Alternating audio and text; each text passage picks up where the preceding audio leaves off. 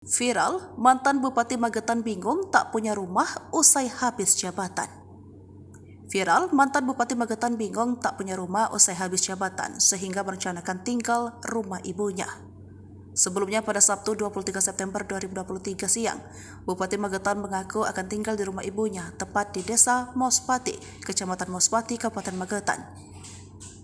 Sebab dia mengaku belum memiliki rumah sendiri di Magetan. Namun diketahui Suprawoto memiliki rumah di luar wilayah Magetan.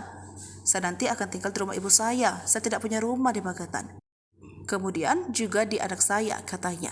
Sosok Bupati Magetan Suprawoto kini telah berakhir masa jabatannya. Momen haru menyelimuti perpisahan di akhir masa bakti.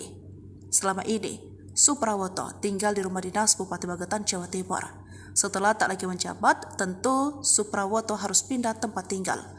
Lalu kemana dirinya akan tinggal menghabiskan masa tua? Rupanya, rumah ibunya lah yang akan dijadikan tempatnya berteduh.